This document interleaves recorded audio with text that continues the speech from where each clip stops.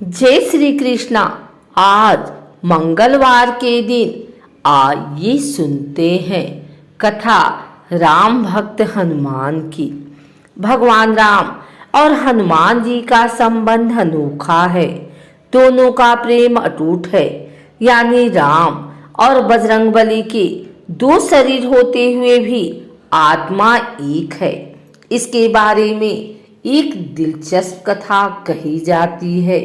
भगवान श्री राम जब रावण को सेना सहित पराजित करके सीता जी को लेकर वापस अयोध्या पहुंचे, जहां उनके लौटने की खुशी में एक बड़े भोज का आयोजन हुआ। वानर सेना के सभी लोग भी आमंत्रित थे, लेकिन वे सभी आखिर थे तो जंगलों में रहने वाले वानर ही न। उन्हें सामान्य सामाजिक नियमों की पहचान नहीं थी। इसलिए वानर राज सुग्रीव जी ने उन सबको खूब समझाया। उन्होंने कहा, देखो, यहाँ हम मेहमान हैं और अयोध्या के लोग हमारे मेजबान। तुम सब यहाँ खूब अच्छी तरह शिष्टाचार के साथ पेश आना, जिससे कि हम वानर जाति वालों को लोग शिष्टाचार विहीन न समझें। इस बात का ध्यान विशेष रखना। सभी वानरों ने अपने राजा की बात मानी और अपने समाज का मान रखने के लिए तत्पर हुए।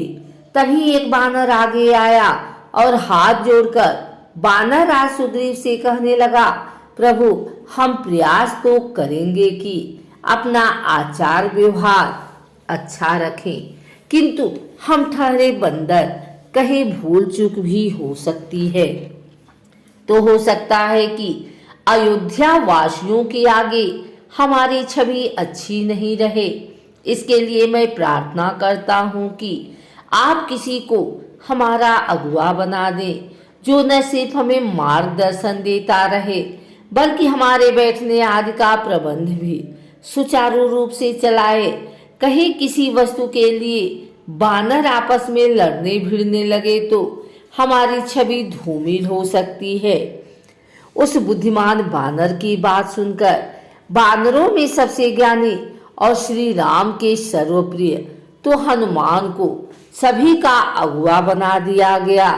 भोज के दिन श्री हनुमान सबके बैठने वगैरह का इंतजाम करते रहे। पूरी वानर सेना को ठीक से बैठने के बाद हनुमान जी जब श्री राम के समीप पहुंचे तो श्री राम के उन्हें बड़े प्रेम से कहा कि तुम भी मेरी समथी बैठकर भोजन करो। अब हनुमान पेशो पेश में आ गए। उनकी योजना में प्रभु के बराबर बैठना तो था ही नहीं। वे तो अपने प्रभु के भोजन ग्रहण करने के बाद ही प्रसाद के रूप में भोजन ग्रहण करने वाले थे।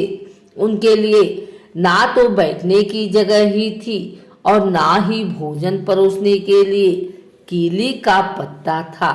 इसलिए हनुमान बेचारे पेशो पेश में थे। वे ना तो प्रभु की आज्ञा टालने का साहस कर सकते थे और ना ही उनके साथ खाने बैठ सकते थे। लेकिन प्रभु तो भक्त के मन की बात जानते हैं न। तो वे जान गए कि मेरे हनुमान के लिए केली की पत्ता नहीं है और ना ही स्थान है।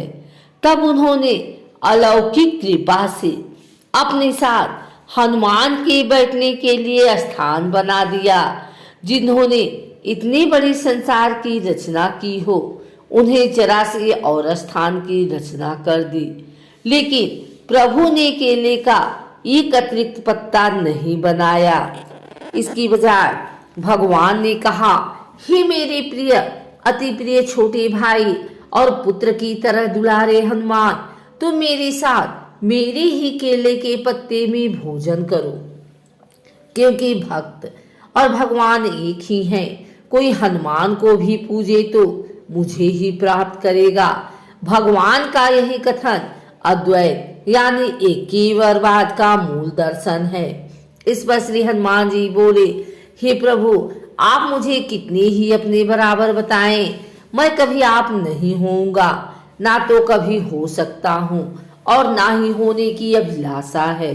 यह है द्वैत, यानी जीव और ब्रह्मा के बीच की मर्यादा।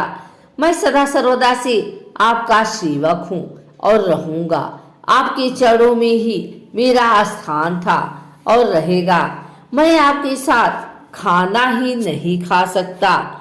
जब हनुमान जी ने प्रभु के साथ भोजन करने से इनकार कर दिया, तब श्री राम ने अपने सीधे हाथ की मध्यमा अंगुली से केले के पत्ते के मध्य में एक रेखा खींच दी, जिससे वह पत्ता एक भी रहा और दो भी हो गया।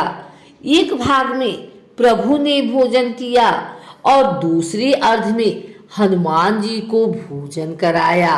अर्थात जीवात्मा और परमात्मा के ऐक्य और द्वैत दोनों के चिन्हों के रूप में केले के पत्ते आज भी एक होते हुए भी दो हैं और दो होते हुए भी एक हैं, यानी द्वैत में अद्वैत। यह सृष्टि की व्यवस्था है जो ब्रह्मा और जीव के संबंध यानी द्वैत में अद्वैत को दर्शाती है। इसे समझ लिया तो जीवन का उद्धार तय है। इसका मूर्त प्रतीक केले का पत्ता है।